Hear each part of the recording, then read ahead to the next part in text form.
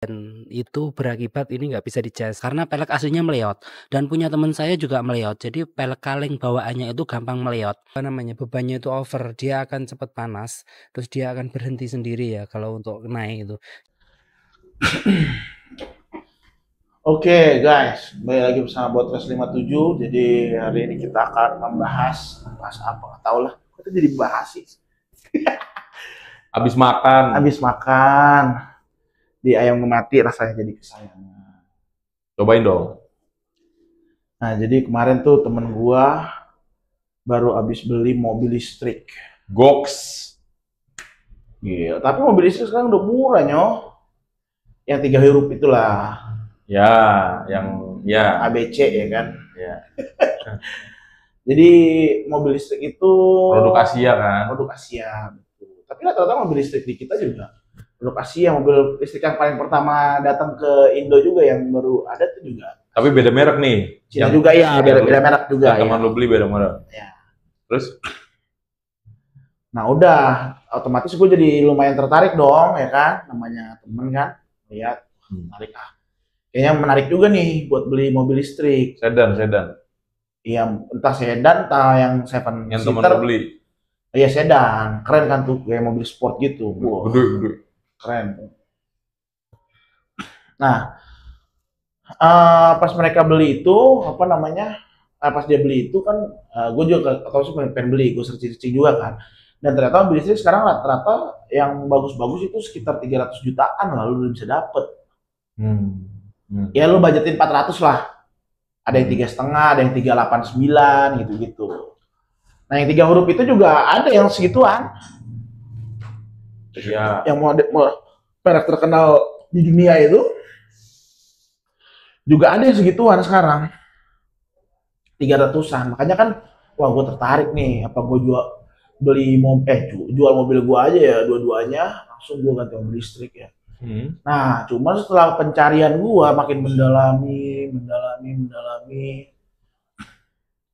ternyata tidak semudah itu merawat mobil listrik Ferguson. Iya, tidak semudah itu Ferguson. Tidak semudah itu Ferguson untuk merawat mobil listrik. Jadi gua banyak searching kemarin tuh.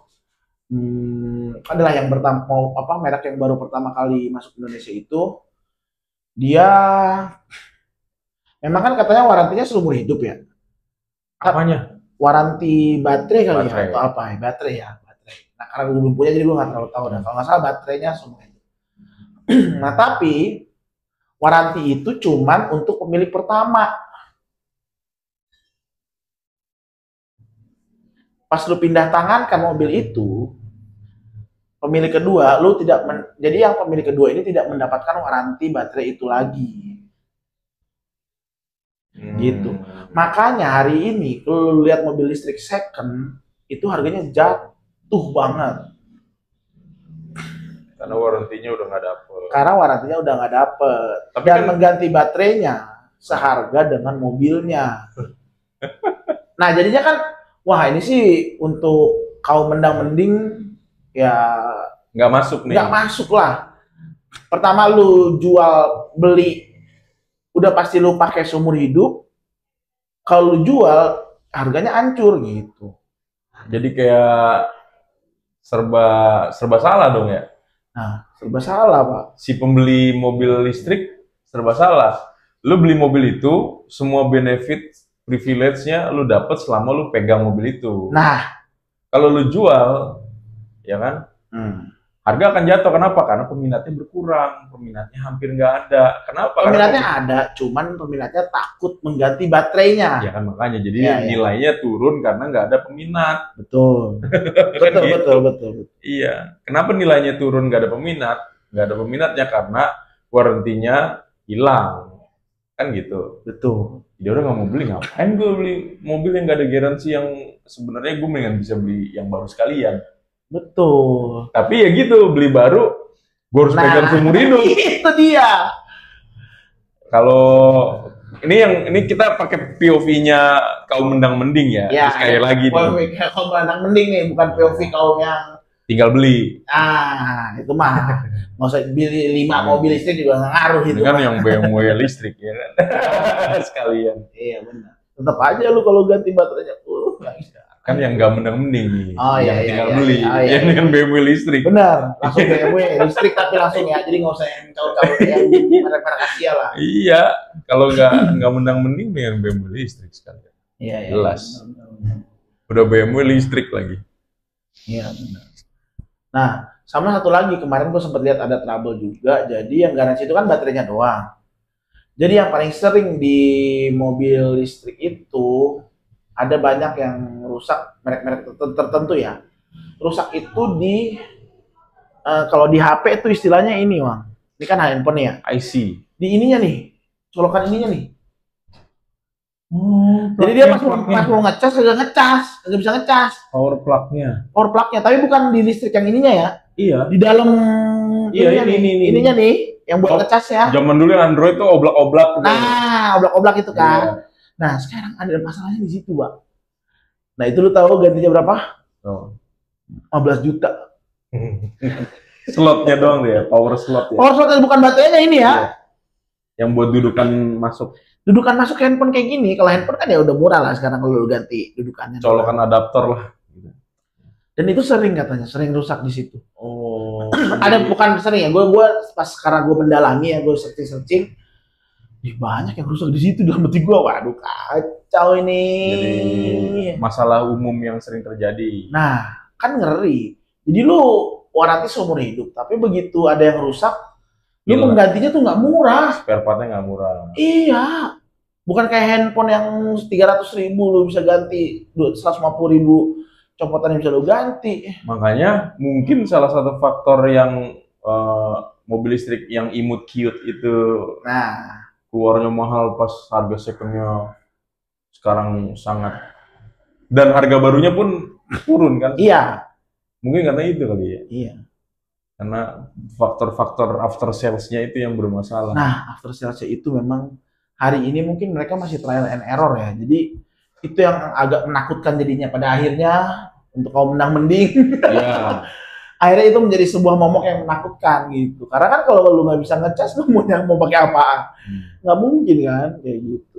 Ya tidak dipungkiri juga kalau mobil bensin juga ada masalahnya juga. Cuman kan ya ini. Tapi nggak mengikat satu mobil itu nggak bisa jalan kalau. Oh iya benar. Mesin konvensional kan Iya. masih bisa dipaksa jalan lah. Misalnya Iya, kalau kaki-kakinya doang. Iya benar.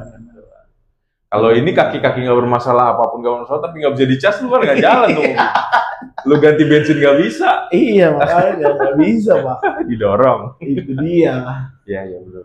Gitu. Ini POV kaum mendang-mending yang Ya. belum pernah punya mobil listrik ya. Nah dan terus satu lagi tadi tuh gue baru nonton juga, ternyata peleknya itu juga sering penyok. Wah, gua ngerti dah, peleknya katanya kualitasnya kurang bagus. Yang mana? Beberapa merek ya, bukan yang 3 huruf, bukan yang 3 huruf. Adalah yang lain lah, gitu. Gua nggak mau ngomong juga, kalau gua ngomong yang 3 huruf kan, bukan yang 3 huruf ya. Gua menemukan ini masalahnya di merek lain. Yang port charger tadi juga di merek lain ya, bukan yang 3 huruf itu. Tebaklah, seralah kalian mau tebak apa. Nah jadi di pelek-peleknya itu katanya penyok Pak. Jadi terus dia bilang cerita temennya juga penyok juga Pak. Jadi mereka harus ganti pelek. Ganti pelek dengan Pelek dengan pelek yang ada custom. di lapangan. Iya, dengan pelek-pelek yang ada di lapangan. Karimun gitu kali ya. Ya, pelek Karimun. Atau yang R15. Kecil lah, iya. Kayak gitu. Mobilio, dia pakai Mobilio. Iya.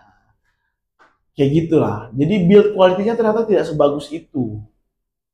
Makanya sebenarnya masih ngeri sebenarnya kalau gue secara pribadi untuk membeli mobil listrik dengan kualitas yang secara buat gua searching itu masih mengerikan gitu ya. Gue ngeri juga. Dan lucunya mobil listrik hari ini belum ada harga yang pas untuk dia. Sebelum BYD masuk, BYD ngomong tadi. Sebelum yang 3 huruf ini masuk, mobil listrik kan harganya tinggi semua tuh. Semua merek tinggi semua. Begitu yang 3 huruf ini masuk, kan dia rendah tuh harganya. Nah yang ini turun semua Pak. Yang lucunya, ada satu merek harganya tinggi nih pada saat dulu. Nah, dijual second. Misalkan harga tinggi 800 juta. Dijual secondnya 600 juta. Gitu kan. Nah, karena 3 huruf ini masuk, barunya dijual sama dengan harga second yang waktu itu. Ngerti nggak lo? Iya, ngerti. Iya, jadi sama, Pak. Kan maksud gua berarti kan lu istilahnya bukan nipu ya, gimana ya? Overprice lah. Iya dong. Lu kasih overprice ke kita, di mana sebenarnya harganya segitu, 600 doang sebenarnya harganya. Ini kan perumpamaan aja ya. Ini sih ngomongin harga jual produk ya, apapun produknya, persaingan dagang itu seperti itu. Jika market sudah jatuh trust dengan produk itu, lu mau jual berapapun, kompetitor akan ngikutin. Jadi sebenarnya makanya gue bilang Indonesia itu menjadi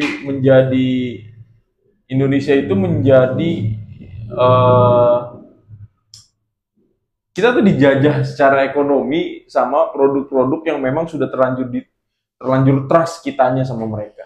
Kenapa? Karena mereka tuh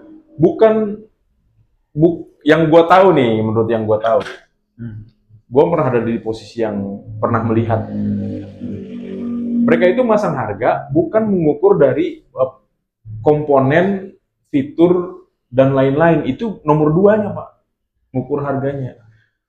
Jadi pertama mereka melihat adalah produk yang sejenis kompetitor lain jualnya berapa. Gue akan deketin di situ. Marginnya itu turunnya 5-10 jutaan doang. Gitu, ngukurnya gitu. Jadi kurang fair sebenarnya kepada pelanggan. Itulah yang menjadi faktor kita bisa menilai bahwa produk itu overpriced sebenarnya. Iya benar. Karena mereka mengukurnya dari ini dia jualan, berani segitu, kita ikutin aja. Walaupun nilai jual produk dia sebenarnya kalau mau fair di bawah itu masih masuk gitu. Nah, iya. Yang lo bilang tadi nyambung. Iya, benar. Jadi harga baru sekarang sama dengan harga second mobil yang yang pertama gitu kan. Kan lu sebagai pembeli mobil pertama kan lu akan nyesek. Iyalah, sakit hati. Sakit hati, Pak. Ini ngomongin otomotif ya, tapi di beberapa bidang lain pun sama. Produk itu sebenarnya dinilainya bukan karena fitur, kualitas dan lain-lain, tapi si kompetitor jualnya berapa, ikutin. Gitu. Jadi perang dagangnya itu sebenarnya udah ngerusak harga yang sebenarnya masuk akal. Dan karena udah terlanjur trust, sayangnya gitu di otomotif, customer Indonesia tuh udah terlanjur trust sama 1-2 brand yang udah umum dari dulu di sini. Ya. Padahal itu overpriced. Mendingan yang seperti Topan bilang di konten-konten sebelum-sebelumnya, Eropa aja dah, mendingan sekalian jelas kualitasnya. Gitu. Ya, memang bener, gue juga mengiyakan, gue punya pendapat yang sama. Mendingan Eropa udah jelas, dia harganya juga nggak jauh beda, akhirnya sama. Iya. Tapi kualitasnya jauh banget.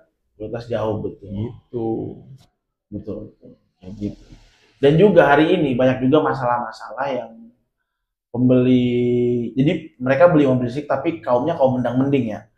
Ini kan banyak keluhan dari kaum mendang-mending. Kalau dari kaum yang nggak mendang-mending mah udah jual, beli lagi yang baru, kan gitu doang ya. Nggak ribet. Nah ini yang di kaum mendang-mending ini katanya ada masalah lagi bahwa ketika lu ada yang rusak dan spare partnya itu ada yang rusak gitu ya. Contoh yang port charger tadi dah. Nah itu harus inden, Pak, jadi nggak ready. Iya, tapi bukan yang port chargernya ya, tapi misalkan spare part yang lain lah. Dan itu harus inden, karena spare partnya nggak ready di Indonesia, hari itu nggak ada, jadi harus inden ke Cina dulu. Nggak ada manufakturnya di sini. Iya, nah itu nunggu, jadi mobil lu diem 2 minggu, 3 minggu baru datang. Itu kan sebenarnya kalau udah ada tinggal lu copot pasang. Iya. Segampang itu kan gitu. Nah ini karena lu partsnya nggak ada, lu inden dulu, Pak. Jadi ini udah komplikasinya udah parah ini. Gitu. Jadi udah bikin pusing lah. Gitu. Menurut gua ya, kalau gua sebagai kaum menang nih ya gua akan pusing banget sih. Ngurusin mobil listrik gua ini gitu misalkan. Apalagi yang ngeredit ya. Apalagi yang ngeredit. Nah, banyak loh yang dipakai teman-teman kita yang mungkin ikut jasa transportasi untuk nyari duitnya, akhirnya ngambil kreditan mobil-mobil yang kayak gitu-gitu gitu. Nah, mungkin ya nggak tahu juga deh. Kayak gitu. Makanya kan akhirnya pada akhirnya gue ya udahlah, hari ini memang belum waktunya untuk mobil listrik kayak gitu. Ya sesuai prediksi buat pribadi gue sendiri, gue pernah bilang gitu, dan gue akhirnya nyebar ke beberapa orang yang sempat ngebahas hal ini juga. Gue cuma bilang, mobil listrik kalau gue mampu beli, gue gak akan beli sekarang. Gue nunggu 7 tahun ke depan. Saat semua sudah settle, kita udah tahu kekurangan dan kelebihannya, saat semua supporting tools-nya sudah ada di sini, baru itu bisa dibeli. Gua. Iya benar. Jadi kan banyak kan mobil listrik baru pada datang semua nih. Iya. Orang beli. Begitu ada yang rusak. Ya kita kan mobil namanya handphone kan kadang ada aja yang rusak, LCD-nya atau apanya lah. Ya kalau misalkan itu ya emang LCD-nya tahan lah 2 tahun. Tapi kalau ada yang lagi kena apa gitu kan, udah itu diem Pak. Diem mobilnya nunggu indennya. Nah, kalau mampu ganti, resikonya adalah nginden. Iya. Kalau nggak mampu ganti, puyeng. Mendingan nunggu kan, masih banyak mobil yang bisa kita pakai dengan stabil lah kondisinya gitu. Dan sekarang udah ada juga bangkean mobil listrik. Bangkeannya udah ada. Jadi kalau kita mau ambil copotan baterai, misalkan merek tertentu ya, copotan baterai ini ada nih. Jadi itu yang bekas tabrakan atau apa, itu mereka malah ngurusin lagi karena nggak bisa jalan lagi kan. Nggak bisa jalan terus kayak harus benerin semuanya seharga mobilnya gitu kan. Akhirnya dibangkein tuh. Dibangkein, jadi sama orang diambil parts-nya. Oh, copotan. Sama parts-nya akhirnya dia jual parts per parts aja. Jadi masih oke lah, masih ada duitnya lah untuk jual parts-nya. Mobil kayak itu jadinya gitu. Jadi mobil copotan gara-gara lu udah bingung mau ngebenerinnya kayak gimana dan mahal banget kan. Banyak tuh kondisinya.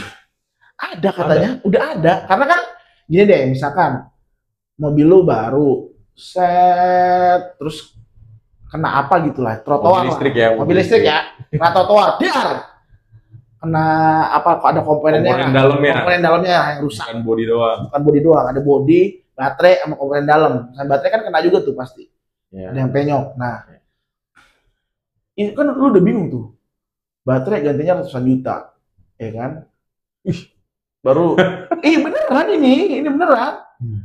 Terus yang ininya pas dalamnya masih nunggu inden dan harganya gila-gilaan. Nah orang kan males. Ngapain gue kayak beli mobil listrik baru deh, gue beli baru aja lagi. Kalau orang yang punya duit kan, beli baru aja lagi nih, jadi ini dah. Lu lepas aja copotan. Lu atur aja gimana. Dilepas tuh copotan, jadi pintunya pindahin di sono, pindahin di sini. Ya mendingan gitu emang lebih jadi duit. Iya, lebih jadi duit. Dibanding lu benerin harganya sama kayak barunya. Kan lu mobil rusak udah aja. Tapi mobil udah rusak, udah bekas tabrakan. Kan malah jualnya turun lagi. Nah, jadi mendingan ada yang mobil parts yang rusak apa? Karena inden lama, jadi udah ada copotannya nih. Ada tuh copotan habis bekas tabrakan.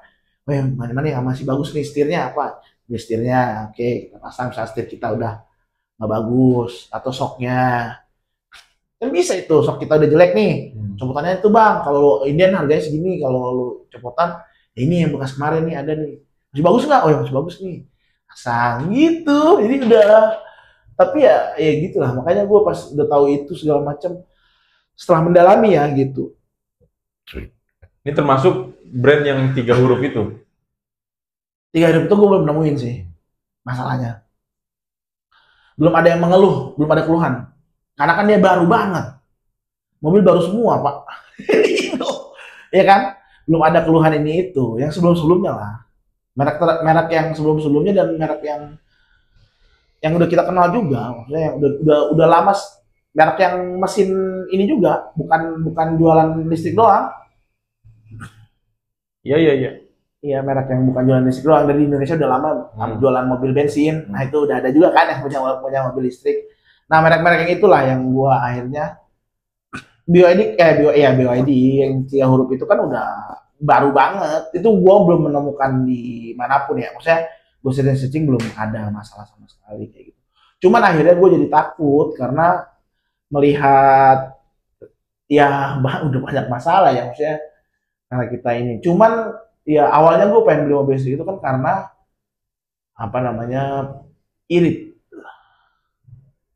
Nah, iritnya itu kenapa? Karena pajak pertama udah murah banget tuh, paling 400.000, 500.000 terus tahu gua. Nah ini sekarang lagi ngomongin faktor pertimbangan yang nilainya positif nih. Ya, nilai positif. Pajaknya murah. Pajaknya murah. Oke. Terus kalau lu operasional lu misalkan pakai mobil bensin, lu pulang pergi kantor misalkan selama sebulan itu 2 juta. Nah ini pakai mobil listrik taruhlah 300.000 doang listriknya. Secara lu bayar listriknya ya. Apalagi yang ngecas gratis. Nah apalagi ada yang Charging free, station. ya charging station yang free itu. Jadi ya apalagi yang gratis kan nol berarti kan. Jadi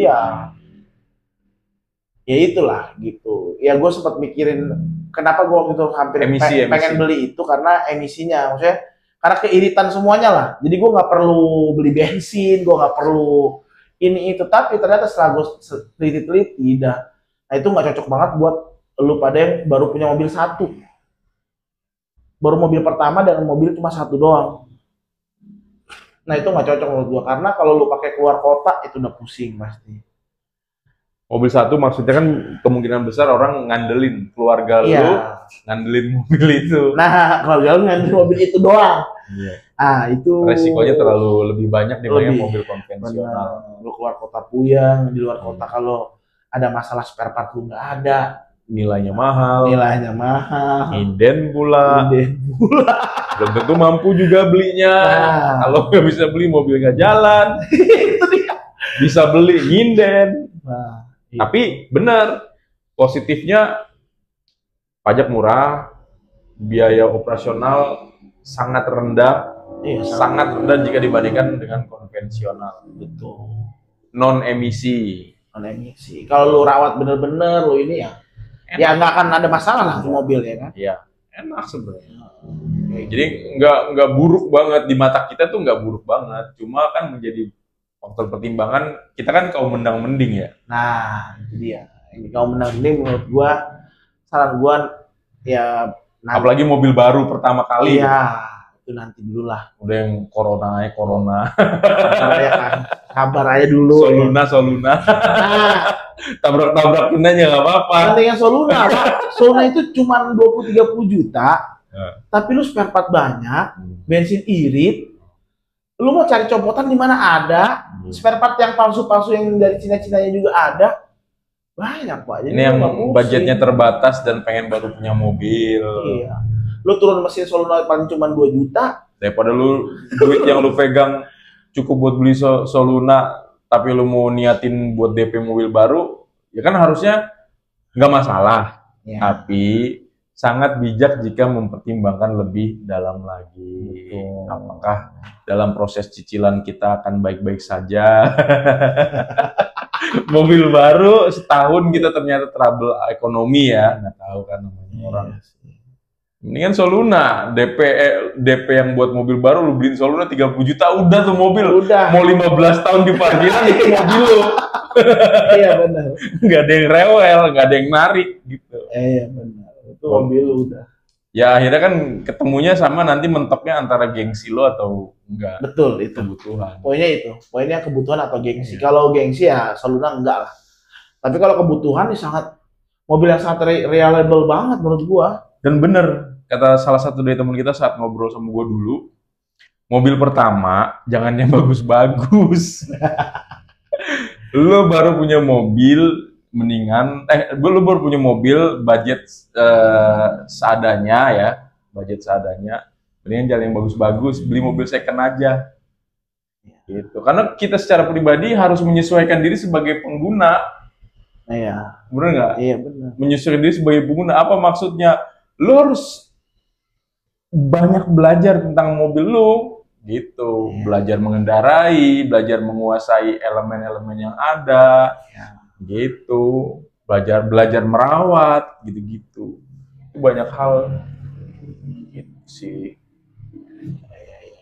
Jadi mobil listrik saat ini kalau mampu beli belum, kalau untuk mobil ketiga atau mobil kedua ya oke aja sih, berarti kan ekonominya sudah cukup baik lah. Iya, maksudnya secara finansial harus dipertimbangkan kan? Iya, secara finansial karena ada komponen-komponen yang nilainya cukup mahal. Iya betul.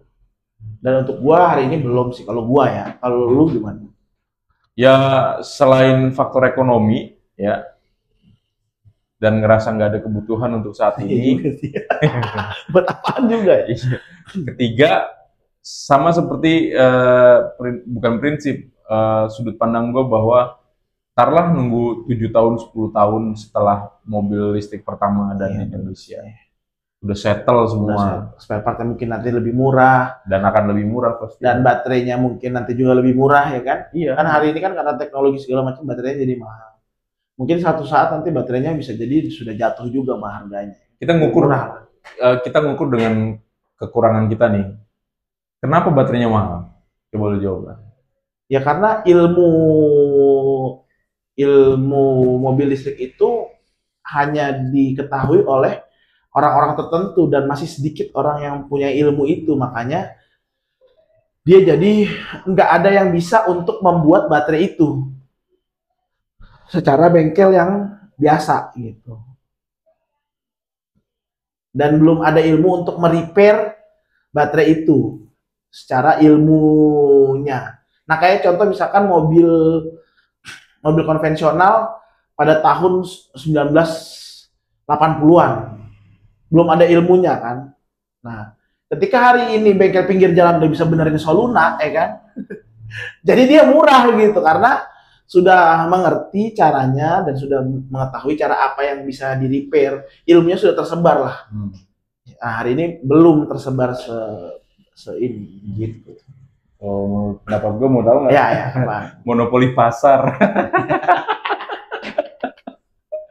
Udah monopoli pasar. Kalau kelangkaan karena memang nilai si produk itu sangat prestis, sangat eksklusif, karena ilmunya sedikit. Ilmunya belum ada kan? Iya, ilmunya sedikit. Karena kalau nilainya seperti itu, tinggal lu perbanyak produksi, Pak.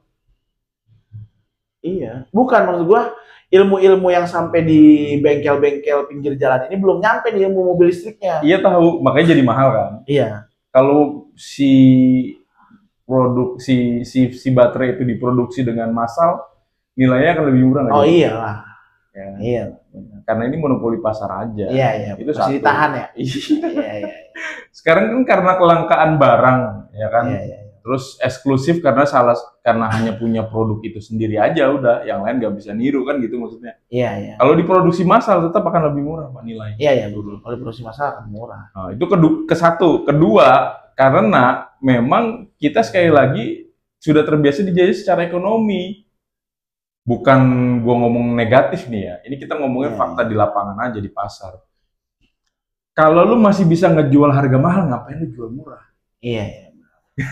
Bener sih, bener. Kenapa mobil listrik baterainya akhirnya mahal? Salah satu faktor yang menurut gua, ini pendapat gua nih, belum tentu bener ya.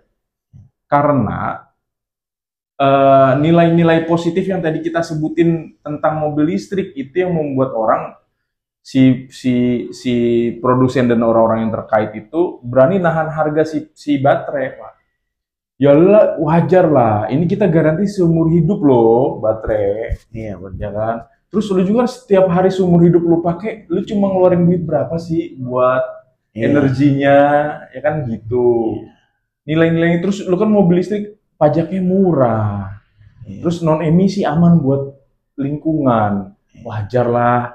Dan kalau ini sudah kita garansi seumur hidup, kalaupun ada trouble segala macam, ya memang ini sangat luar biasa produknya, baterainya, jadinya wajar aja nilainya memang mahal sebenarnya. Ini sangat eksklusif produk ini. Itu bahasa marketing, Mbak. Intinya monopoli pasar kalau monopoli pasar sih benar. Ya seperti yang lu bilang di awal nih, kalau teman-teman ingat, Topan juga ingat nih. Mobil pertama kali mobil listrik yang masuk sini dengan brand itu, di saat brand baru yang 3 huruf itu datang, jatuh nilainya yang baru.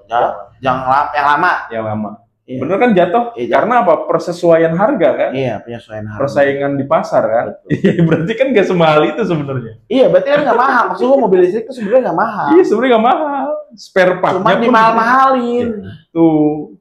Apalagi yang pertama-tama datang tuh anjing. Orang karena memang mahal lagi. Orang ngeliatnya di awal kan, wih keren banget, lucu. Bikin bajang. Iya. Lucu banget, imut ciut. Harganya najis. Harganya mahal banget. 245 lah apa ya. Kagak, 3 Pak. Awal. 3. Yang paling murah. 3. 3. Oh itu mungkin di pameran ya. 3. Lu lihat di mana 245? Setahu gue 245 mungkin di pameran kali ya.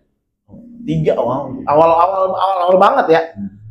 Sekarang kan baru tinggal 199 atau 189 gitu. Kacau. Apakah jelek tidak layak dibeli? Enggak. Layak aja lu beli aja, lu mampu mak. Iya, kalau Kita ngomong begini bukan karena bilang itu jelek. Iya, bukan. Ini kaum mending lagi ngobrol. Iya, benar. Lagi curhat kalau mau beli mobil listrik apa enggak. Oke, part 2 kita mau ngobrolin pengalaman punya mobil Mercy. Part kedua. Bingung dia. Oke. Ya kan?